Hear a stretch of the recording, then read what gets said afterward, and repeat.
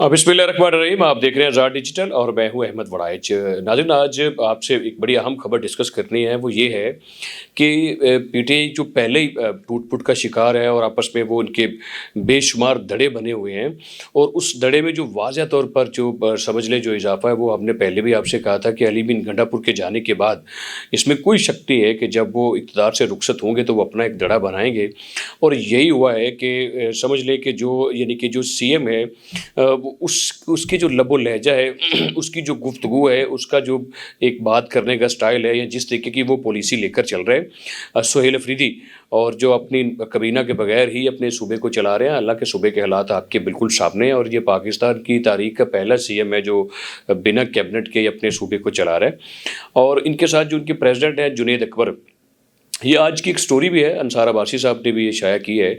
और उसमें उन्होंने रेफरेंस भी पेश किए हैं कि जो जमात है जो पहले टूट-फूट का शिकार है, उसमें यानी कि अली मीन गंडापुर, बैरिस्टर गौहर, शेख वकास अकरम और शिबली फराज,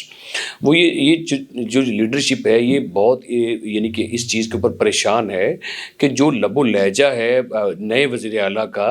जो गुफ्तगू का अंदाज़ है उसका, और जो जुनैद अकबर जिस तरीके से बात कर रहे हैं, उससे लगता नहीं है कि सूबे के हालात ठीक हो सकते हैं। और जो पार्टी जो कार्टर है, और जो जिस तरीके से पार्टी यानी कि वहाँ पर हुकूमत कर रही, तो उनको डर इस बात का क़यादत को ये है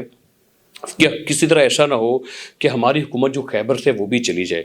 यानी कि जब आप एक यानी कि इस्टेब्लिशमेंट के ख़िलाफ़ जाकर आप बात करेंगे, या आपके लहजों में तल्ख़ी रहेगी, तो आप ये देखिए कि तल्ख़ी होती है जब आप अपोज़िशन में रहते होते हैं। तो हुकूमत में रहकर जिस तरीके की ये तल्ख़ी बनाई जा रही है, और जिस तरीके से सूबे की हुकूमत को चलाने की कोशिश की जा रही है, ये बखूबी जानते हैं सुहेल अफरीदी साहब भी, और पूरी पार्टी जमात जानती है कि सूबा जो इस वक्त जो है वो दहशतगर्दी की लपेट में है। एक तो ये चीज़ है जो इनके अंदर यानी कि टूट-फूट हुई है, और फिर एक नई स्टोरी है जिसमें कोर कमांडर जो हैं पेशावर के कोर कमांडर, उनकी मुलाकात हुई है सीएम से। इसमें कोई शक नहीं है, मुलाकात हुई है। मुलाकात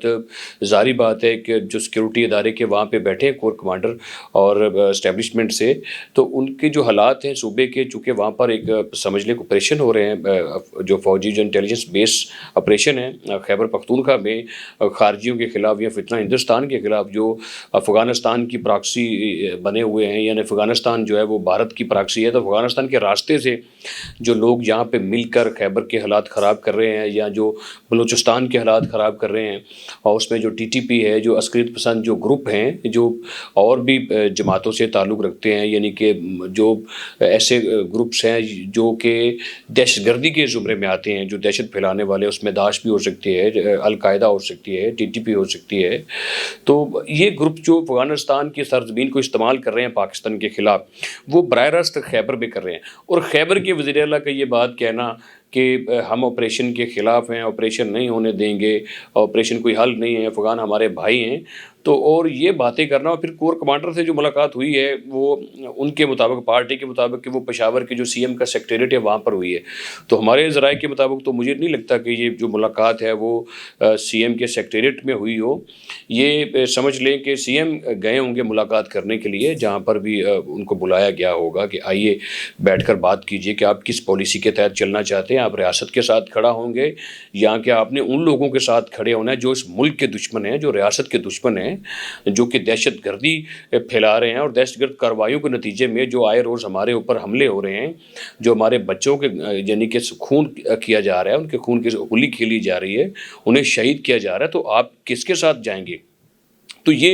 एक वादा जो पैगाम है उस एक नए सीएम को दिया गया है, और नए सीएम ने एक बयान दिया है जिसको मैं समझता हूँ कि ये बहुत ही समझ लें कि एक जमहूरी तरीके से और अमन अमान की पॉलिसी से हटकर सियासी लिहाज से, जमहूरी लिहाज से, और सूबे के अमन अमान के लिहाज से एक बहुत ही समझ लें तीसरी किस्म का ये उनका स्टेटमेंट है। ये उनको नहीं देना चाहिए था, कि यानी कि उनका ये लामिया जारी हुआ है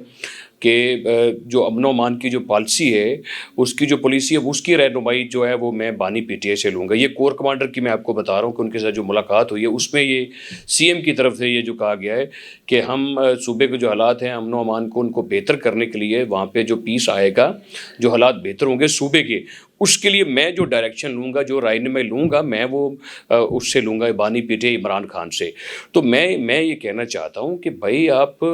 जो सीएम है, आप किस कैपेसिटी में या किस कानून के तहत एक मुजरम से जाकर आप जो डायरेक्शन लेंगे सूबे के? 3-3.5 करोड़ का सूबा है, तो एक वो शख्स जो जेल में बैठा है, जो इस मुल्क का दुश्मन है, जिसने रियासती इदारों के ऊपर हमला किया, जिसने पाकिस्तान की सालमियत के ऊपर हमला किया, जिसने जमहूरी इदारों के ऊपर हमला किया, जिसने पाकिस्तान की सियासत को जो है वो दागदार कर दिया, जो अफ़गानिस्तान के लोगों के साथ मिला है, जो पाकिस्तान के दहशतगर्दों के साथ मिला है, जिसके यानी कि बराह रास्त जो राब्ते हैं वो उन लोगों के साथ हैं दुनिया में जो पाकिस्तान की रियासत को तस्लीम करने से आ रही हैं,